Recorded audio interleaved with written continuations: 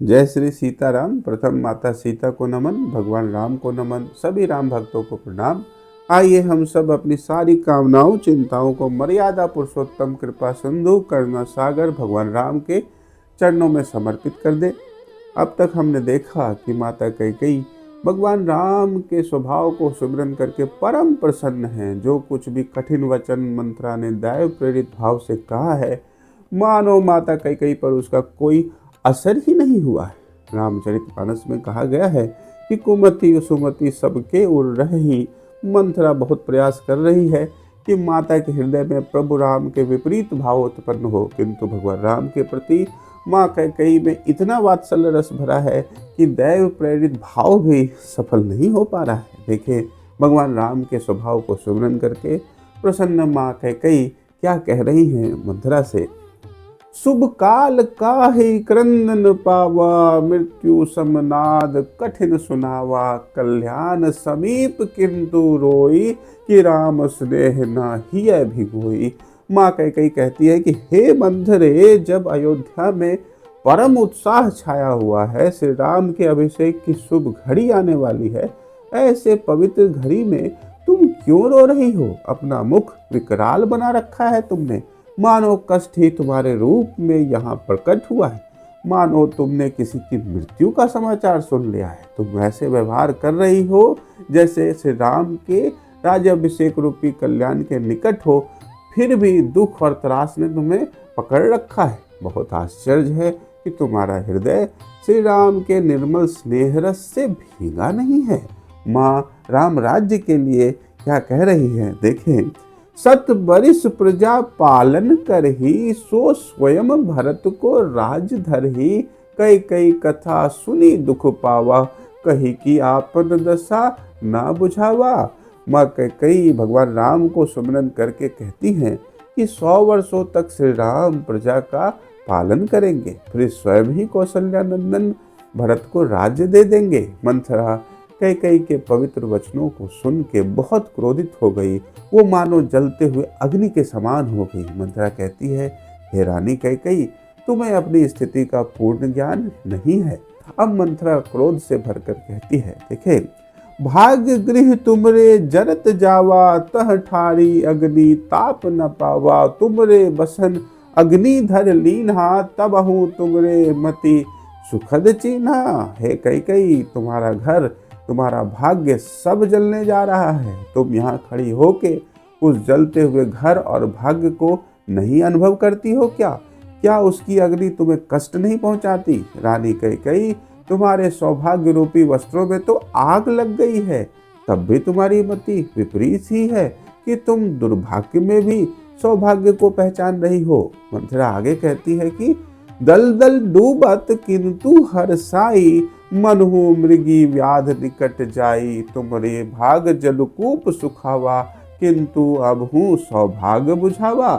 मंथरा कहती है कि हे रानी कैकेयी, तुम घनघोर कष्ट दलदल में डूब रही, किंतु विधि का विधान है कि तुम हर्षित हो रही हो, प्रसन्न हो रही हो।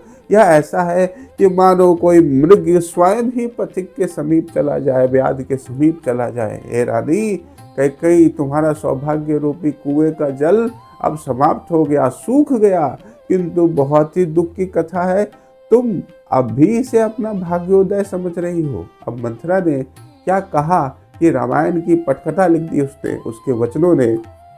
जो श्री राम अवधपति भावा, उन बादी उनके पुत्र आवा। राज अधिकार भरत ना पाही, तब हूँ गूढ़ तुम्हें न बुझाई। मंथरा कहती है कि रानी कैकेयी, जो यदि श्री राम अयोध्या के नरेश हो जाएंगे तो उनके बाद उनका ज्येष्ठ पुत्र ही सिंहासन पर बैठेगा। राज्य का अधिकार कभी भी तुम्हारे पुत्र भरत के पास नहीं आएगा।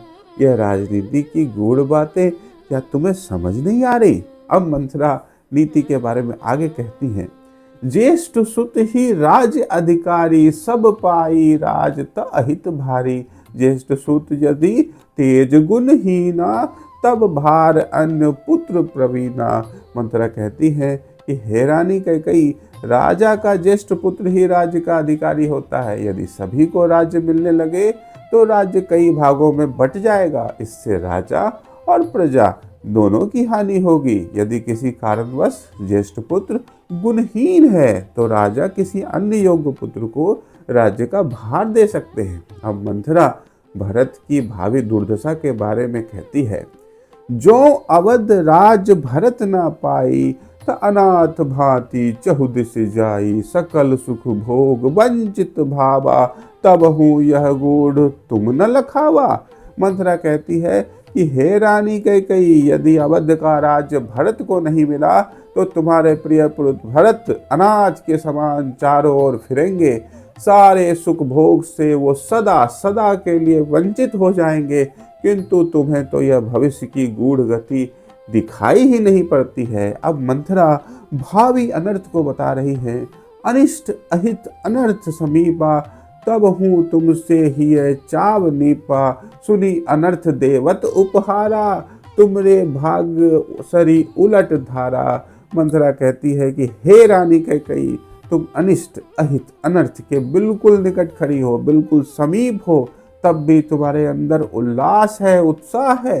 तुम अपने भावी विनाश, अमंगल, अनर्थ, अनिष्ट को देखकर मुझे उपहार दे रही हो। हे कैकेयी, नरेश की मंदमती पुत्री कैकेयी, तुम्हारे भाग्य की नदी विपरीत दिशा में बह रही है। सौभाग्य की उल्टी धारा, भावी दुर्भाग्य। अब राम राज्य को देखने की मंथरा की दृष्टि देखिए। राम राज तो भरत भय प्राणा, राज निकासी दंड सुनाना, राज लोभ निष्कंटक पाई, संभव भरत पर लोक जाई। मंथरा कहती है कि कैकेयी, यदि राम राज्य आया तो भरत के प्राणों पे अवश्य संकट आएगा। राज्य से निकासी दी जा सकती है या अन्य दंड के भावी बन सकते हैं। श्री राम यदि अपने राज्य को निष्कंटक बनाना चाहते हैं तो बहुत संभव है कि वो भरत को प्राण दंड दे देंगे।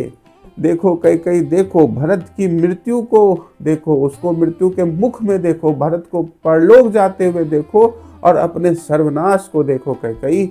अब मंथरा ने भरत के ननिहाल जाने पर प्रश्न खड़ा कर दिया। देखें, लघु वै मातु जन निकट जावा, तब परस्पर स्नेह ना उपजावा, जो दशरथ निकट भरत भावा, तो संभव आधा राज्य पावा। हे कैकेयी, छोटी उम्र में आयु में तुमने भरत और शत्रुघ्न को ननिहाल भेज दिया तो राजा दशरथ का उनके प्रति उतना स्नेह नहीं उपजा पाया जितना होना चाहिए। यदि वो महाराज के निकट रहते तो उस दशा में संभव था कि आधा राज्य भरत को भी मिल जाता। अब मंथरा ने शत्रुघ्न के लिए क्या कहा है, देखें। उन संगा रिपु दमन पठाई, तो उनके अधिकार को गाई, लक्ष्मण सदा राम अनुरागी, सो रिपु दमन भरत को लागी। मंथरा कहती है कि रानी कैकेयी, तुमने भरत के साथ साथ शत्रुघ्न को भी भेज दिया। यदि शत्रुघ्न यहाँ होते तो बारंबार भरत के अधिकार को बताते, गिनाते। जैसे लक्ष्मण श्री राम के परम अनुरागी हैं, सदैव उन्हीं की हित की बात करते हैं, वैसे ही शत्रुघ्न भरत की हित की बात करते, किंतु यह भी संभव ना हो पाया। अब जो मंथरा ने बोला है वो विष के समान है। देखें, जो श्री राम राज्य पद पाई, तो भरत अनिष्ट बिनु न रहाई, मममति प्रतिकार एक पावा, राम महल से वन को जावा। मंथरा कहती है कि हे रानी कैकेयी, यदि श्री राम अयोध्या का राज्य प्राप्त करते हैं तो श्री राम तुम्हारे पुत्र का अनिष्ट किए बिना नहीं रहेंगे। अब देखें, दैविक प्रेरणा हुई है, माता शारदा को प्रणाम करें। मंथरा जो मूढ़मती है, कुब्जा है, दासी है, कैकेयी की मुँह लगी दासी, उसके मन में ये उपाय प्रकट हो गया कि यदि राम महल को त्याग के वन को चले जाएं तो कुछ संभव हो सकता है। और देखें, ये रामायण की भूमिका बना दी गई।